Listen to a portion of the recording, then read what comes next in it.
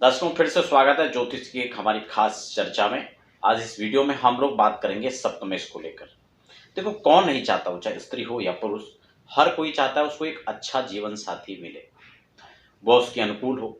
ऐसे में पतिव्रता स्त्री की बात तो हर कोई करता है, लेकिन क्या पत्नी व्रता होने का भी कोई विषय उठाता है?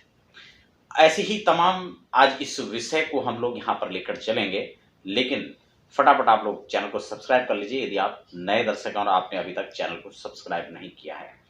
हम बात कर रहे हैं आज सप्तमेश की, यानी सेवंथ लॉर्ड अगर फिफ्थ हाउस में बैठ जाए और पंचमेश की स्थिति यदि सप्तम में आ जाए तो इसको एक प्रकार से राजयोग भी कहते हैं। लेकिन यही एक दूसरे के पार्टनर को अनुकूलता भी यहाँ पर दर्शाता है। बड़ा सीधा सा सूत्र है।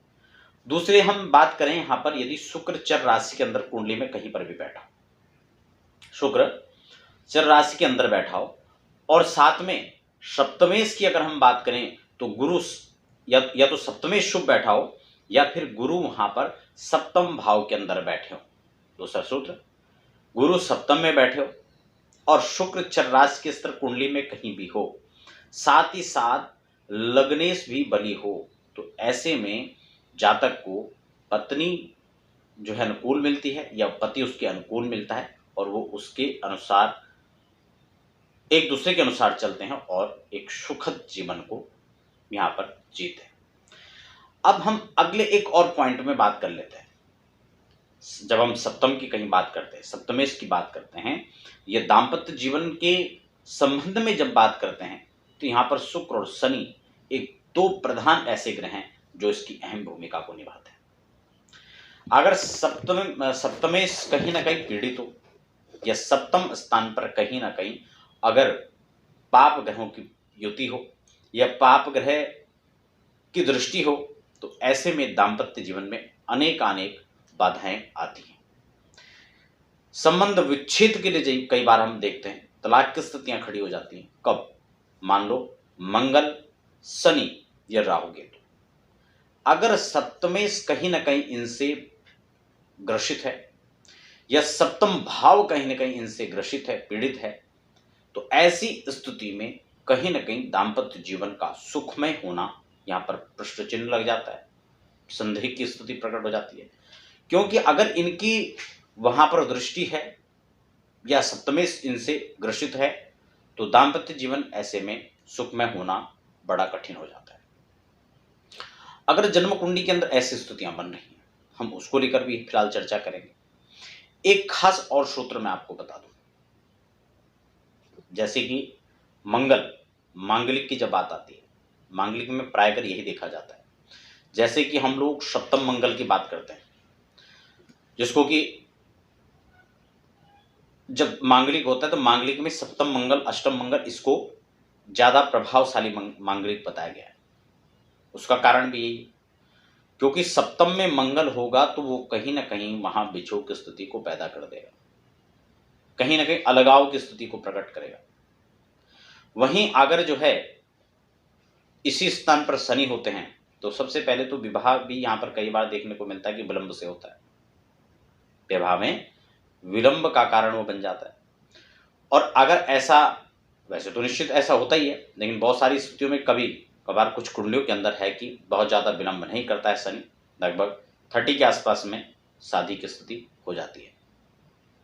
लेकिन अगर यहाँ पर कुंडली का संपूर्ण रूप से मिलान नहीं किया गया तो यह भी सप्तम भाव यानी उससे संबंधित जो दाम्पत्य जीवन से संबंधित जो बातें हैं वह यहाँ पर इसको अलगाव की स्थिति में लाकर खड़ा कर देता है।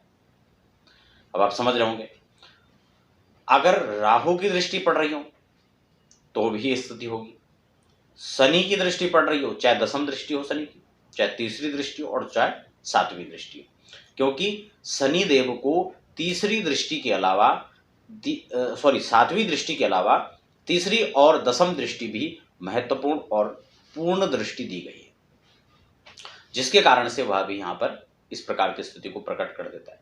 अब एक और विशुद्ध सूत्र मैं आपको यहां बता दूं, शनि और चंद्रमा का विषदोष को लेकर वैसे मैं चर्चा कर चुका हूं तमाम योगों पर, चाहे राजयोग का अध्याय हो, चाहे दुर्योग के अध्याय हो, मैं उस पर चर्चा कर चुका हूँ। नीचे डिस्क्रिप्शन में लिंक है, आप उसके माध्यम से देख सकते हैं।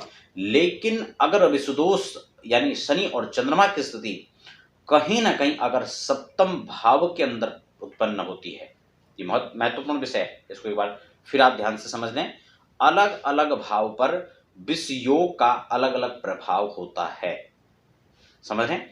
द्वादश भावों पर विष योग का क्या प्रभाव होता है, वहां कहां कहां डैमेज करता है, उसको लेकर मैं चर्चा कर चुका हूं। लेकिन यदि सप्तम भाव के अंदर वह स्थिति पैदा हो रही है, तो आज ये विशेष इस एपिसोड में आपको बता दूं कि ये भी दाम्पत्य जीवन के लिए बहुत ज्यादा शुभ नहीं माना जाता है। यह भी यहाँ पर जो है क्या करता है, इस भाव का हनन करता है, यहाँ अलगाव की स्थिति पैदा कर देता है। या तो ऐसे में यहाँ पर उसके जीवन साथी की मृत्यु की भी स्थिति बन सकती है, उसकी मृत्यु हो सकती है, या फिर अलगाव की स्थिति हो सकती है, बिछोह हो सकता है, और दोनों एक दूसरे से अलग हो सकते हैं। क्योंकि इसका सीधा सूत्र यह भी है कि यदि शनि और चंद्र का यह विषयोग सप्तम भाव के अंदर होता है तो द्विभार्या योग, समझ रहे, यानी दो पत्नियों का योग बन जाएगा। और अगर दो पत्नी ऐसे नहीं हो सकती हैं तो फिर या तो तलाक की स्थिति हो जाएगी, तब भी दोबारा होगा।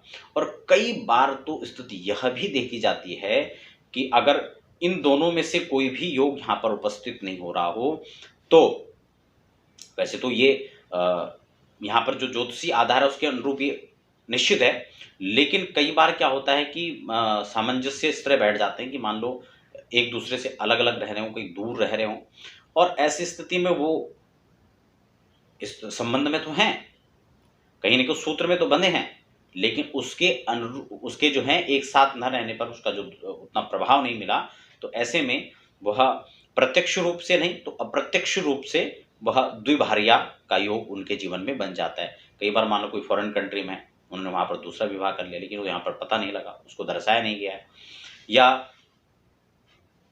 अगर वो वहां पर प्रत्यक्ष है भी तो यहाँ पर गुप्त है। तो कुल मिलाकर वो एक अप्रासंगिक प्रसंग के अंदर में रह करके वो सिचुएशन के अंदर वो वहां पर द्विभार्या योग की स्थिति को भी प्रकट कर देता है। तो चाहे प्रत्यक्ष रूप में हो चाहे अप्रत्यक्ष रूप में हो, लेकिन कहीं ना कहीं वह द्विभार्या योग की स्थिति को प्रकट कर देता है। इस प्रकार का जो विष दोष है वो अगर सप्तम भाव के अंदर बन रहा है तो वो बहुपत्नी योग या बहुपति का योग इस प्रकार से वहां पर प्रकट करता है, चाहे मृत्यु होने के पश्चात हो या फिर उससे पूर्व की स्थिति हो। तो ऐसे में शनि चंद्र के जो विष योग के जो उपाय हैं उसको करना चाहिए, और नियमित रूप से भगवान सांब सदाशिव की अपने जीवन में भक्ति करनी चाहिए, ताकि इस प्रकार के जो दुर्योग हैं, कुयोग कुंडली के अंदर बन रहे हैं, उन सब से निजात मिल सके। तो आप समझ गए होंगे कि जन्म कुंडली में सप्तम भाव के अंदर विष योग का क्या प्रभाव बनता है। तो दर्शकों, आप बने रहें और हमें फिलहाल दीजिए इजाजत। धन्यवाद।